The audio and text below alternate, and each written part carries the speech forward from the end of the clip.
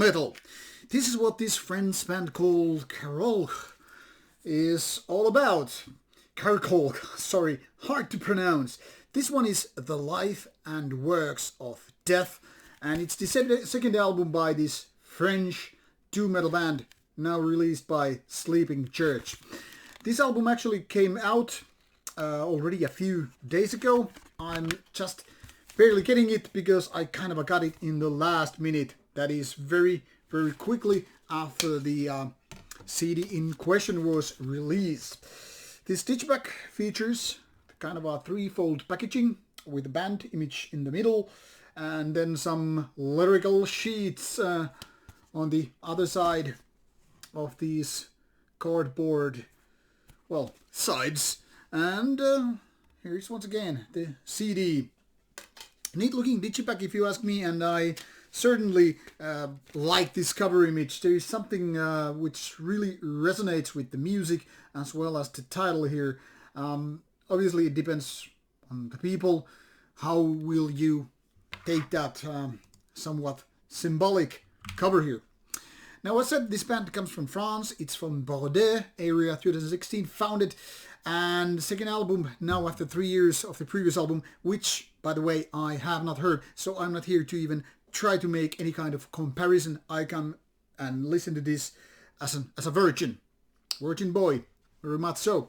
So this one includes 6 tracks with some 48 minutes in total, which seems kind of a fitting for a regular doom metal band. I mean, the tracks are not exactly short, yet hardly over 10 minutes at max.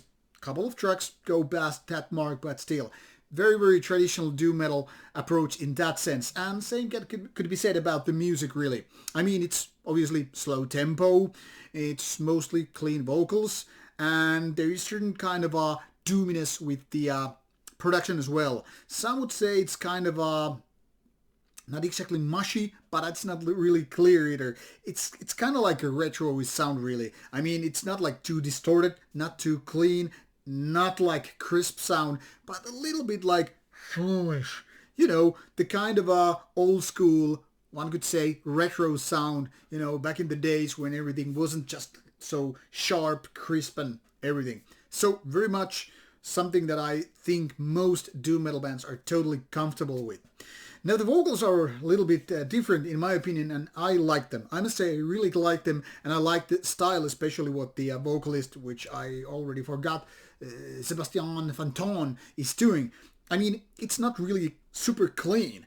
I mean, it's not like, you know, Dio or the like, but it's more on the cleaner side with some level of raspiness. You know, I think I wouldn't go too misleading if I say it's something like where Guathon of Bathory with his somewhat clean vocals would meet James Hetfield of Metallica.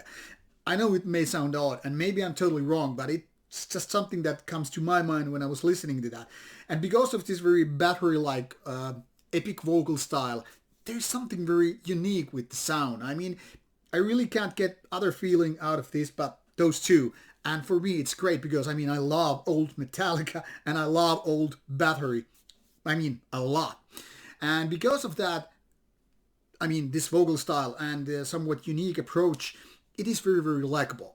But the fact is, none of these guitar riffs or, you know, lead solos, whatever, are not that big and catchy that they're just, you know, gonna do it just with great vocals. So once again, it depends which angle you're coming from. Me, I'm not a big doom metal fan, so I'm very kind of very picky with the style. You know, I am expecting more to happen when you have some 8 or 10 minutes track, and for me, it's like a little bit too much repetition, a little bit too much of that kind of basic riffing, if you will. Whereas I would like to have more those hooks, you know, the kind of catchier parts, twists and turns to keep up the excitement. Now the vocalist does his best to do that, and granted, I must say he's doing a wonderful job. But when you have these extra lengthy tracks, which is kind of doom metal trademark, you kind of start hoping for something more. Now obviously these leads and solos bring a lot of details to the playing and, you know, compositions as such, which then again helps to keep you interested. but at some point I feel like it's a little bit of a snore fest. Like as if the band is just too comfortable to just getting the bass din din din din din din din din. You're like, yeah, we got to the point. Now lead us. And it's like a slow march overall.